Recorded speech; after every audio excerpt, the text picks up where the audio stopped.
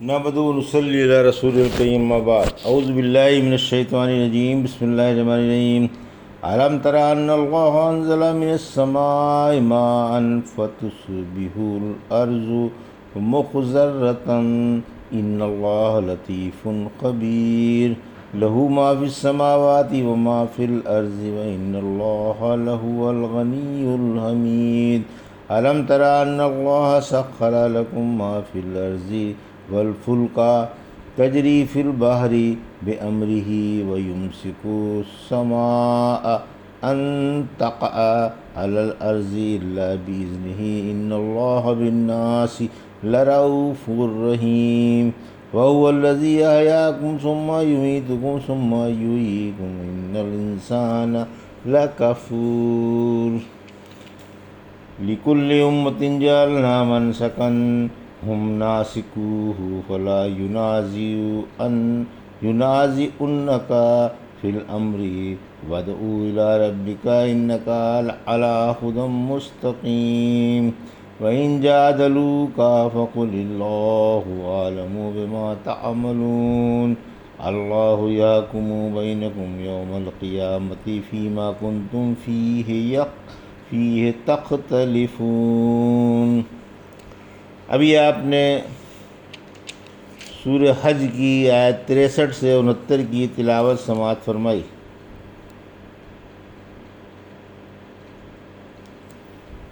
ان آیتوں کا ترجمہ اور تفسیر اس طرح ہے: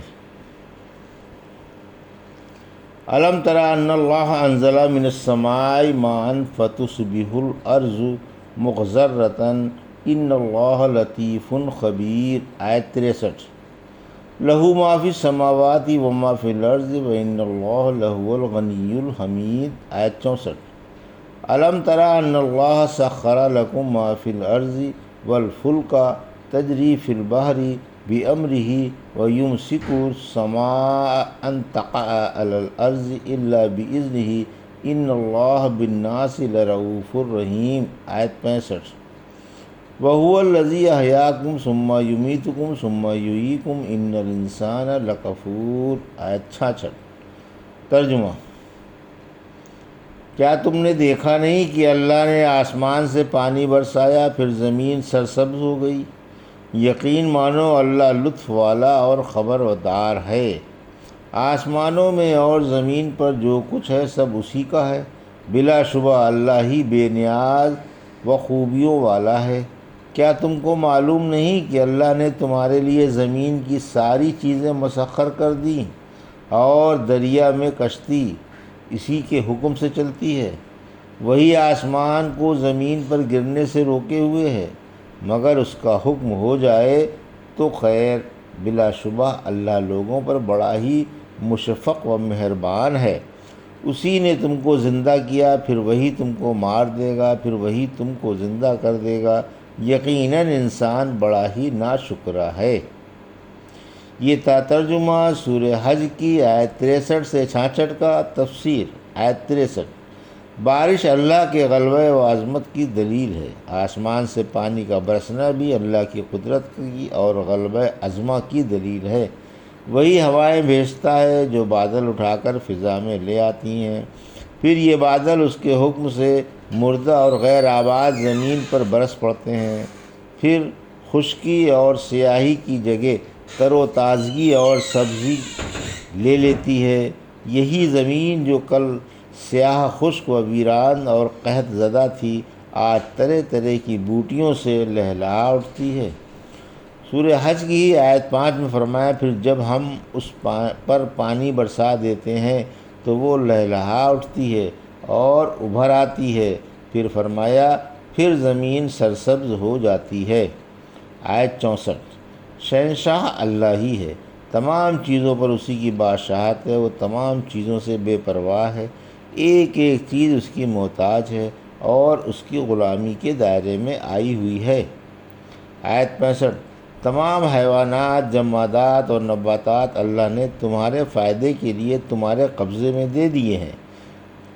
سورہ جاثیہ کی آیت 13 میں فرمایا، اس نے آسمان و زمین کی تمام چیزیں تمہاری مطیع و منقاد کر دی ہیں، یعنی اس نے اپنے احسان و کرم سے ایسا کیا۔ پھر فرمایا کہ جہاز و کشتیاں اللہ کے حکم سے چلتی ہیں، اسی نے انہیں تمہارے تابعدار بنا دیا ہے۔ یہ بحر متلاطم میں پہاڑوں جیسی موجوں کو چیرتی پاڑتی تمہیں لے کر آرام سے چلی جاتی ہیں۔ ہر طرح کا سامان تجارت انہی کے ذریعے ادھر سے ادھر اور ادھر سے ادھر آتا جاتا ہے، اور ضروریات کی چیزیں ایک ملک سے دوسرے ملک پہنچتی رہتی ہیں۔ پھر فرمایا کہ اسی کے حکم سے آسمان زمین پر گرتا نہیں، اگر وہ چاہتا تو آسمان زمین پر گرا کر قیامت لے آتا، لیکن اس نے اپنی مہربانی سے آسمان کو زمین پر بلا کسی ستون کے کھڑا کر رکھا ہے۔ پھر فرمایا کہ اللہ لوگوں پر بڑا شفیع و مہربان ہے، اور ان کے ظلم کے باوجود ان سے اپنی رحمت کو نہیں ہٹاتا۔ سورہ رات کی آیت 6 میں فرمایا یقیناً آپ کا رب لوگوں پر باوجود ان کے ظلم کے بڑی مغفرت والا ہے، اور آپ کا رب سخت پکڑ والا بھی ہے۔ آیت 66 اللہ نے تمہیں عدم سے وجود بخشا، تمہارا نام و نشان بھی نہ تھا، اسی نے تم کو پیدا کیا۔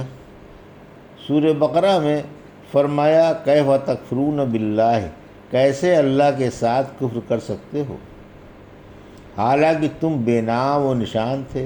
پھر اللہ نے تمہیں زندہ کیا، پھر تم کو مار دے گا، پھر زندہ کر دے گا، پھر اسی کی طرف لوٹ کر جاؤ گے۔ سورہ جاثیہ کی آیت 26 میں آپ فرما دیں کہ اللہ ہی تم کو پیدا کرتا ہے، پھر وہی مار دے گا، پھر وہی قیامت کے دن اکٹھا فرما دے گا، جس کے آنے میں کوئی شک نہیں۔ سورہ غافر کی آیت 11 میں فرمایا انہوں نے کہا اے ہمارے رب، تو نے ہمیں 2 دفعہ مارا اور 2 دفعہ زندہ کیا۔ مطلب یہ ہے کہ تم کو اللہ کے ساتھ شرک کرتے ہوئے اور اس کی عبادت میں غیروں کو شریک کرتے ہوئے شرم نہیں آتی، حالانکہ وہی پیدا کرنے میں، روزی دینے میں اور ہر طرح کے اختیار میں مستقل اور تنہا ہے۔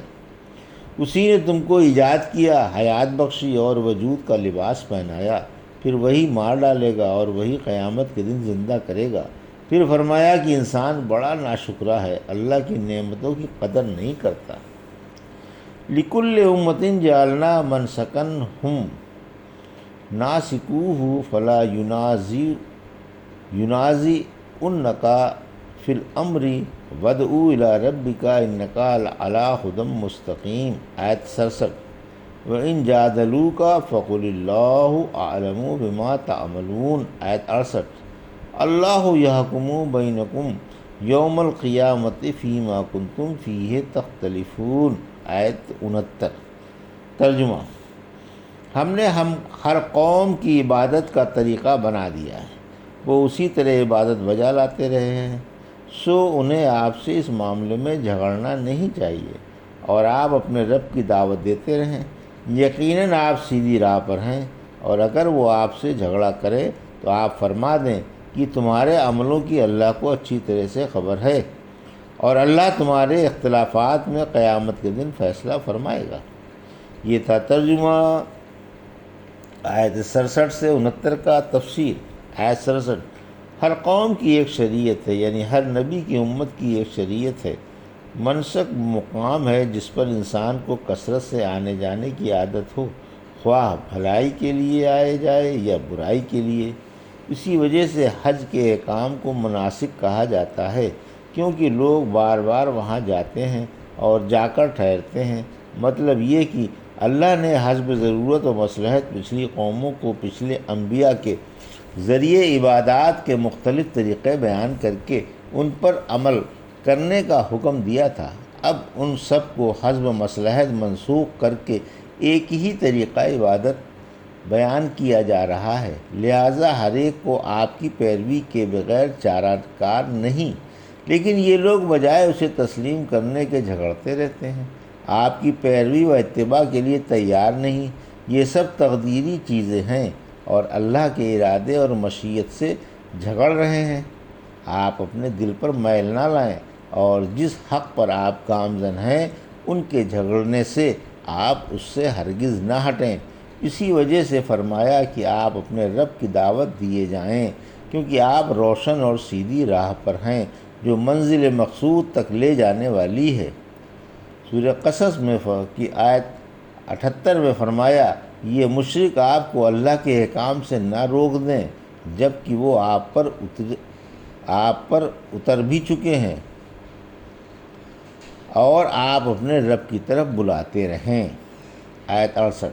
مشرکوں کے عملوں سے اللہ خوب آگاہ ہے، یعنی پھر بھی اگر کوئی جھگڑالو آپ سے چمٹ جائے اور الجھنے لگے تو آپ فرما دیں کہ تمہارے عملوں سے اللہ بخوبی آگاہ ہے۔ سورہ یونس کی آیت 41 میں فرمایا، اگر مشرک آپ کو جھٹلائیں تو آپ فرما دیں میرا عمل میرے کام آئے گا اور تمہارا عمل تمہارے کام، تم میرے عملوں سے بری ہو اور میں تمہارے عملوں سے۔ یہ کہہ کر کہ اللہ تمہارے عملوں سے بخوبی واقف ہے ڈانٹا گیا اور کان کھولے گئے ہیں کہ سارا کیا دھرا سامنے آ جائے گا اور سب کی سزا بھگتنی پڑے گی، جیسے کہ سورہ احقاف کی آیت 8 میں فرمایا، تم جن عملوں میں گھس رہے ہو ان سے اللہ بخوبی واقف ہے، میرے اور تمہارے درمیان اس کا گواہ ہونا کافی ہے۔ اس مقام پر بھی یہی فرمایا گیا۔ آیت 69۔ اللہ ہی اختلافات کا فیصلہ فرمائے گا، یعنی قیامت کے دن تمہارے اختلافات کا اللہ ہی فیصلہ فرمائے گا۔ سورہ شورى کی آیت 15 میں فرمایا، لہٰذا آپ اسی طرح بلاتے رہیں اور جن باتوں کا آپ کو حکم ہے ان پر جمے رہیں اور ان کی خواہشوں کی پیروی نہ کریں، اور فرما دیں کہ میں اللہ کی اتاری ہوئی کتاب پر ایمان لے آیا ہوں اور مجھے تم میں انصاف کرنے کا حکم ہے۔ ہمارا اور تمہارا رب اللہ ہے، ہمارے عمل ہمارے کام آئیں گے اور تمہارے عمل تمہارے، ہم میں اور تم میں کچھ جھگڑا نہیں، اللہ ہم سب کو جمع کر دے گا اور ہمیں اسی کی طرف لوٹ کر جانا ہے۔ یہ تھا سورہ حج کی آیت 63 سے 69 کا ترجمہ اور تفسیر جو ابھی آپ نے سماعت فرمائی۔ بارک اللہ لی ولکم فی القرآن الحکیم ونفعنا ایاکم بآیات الذکر الحکیم۔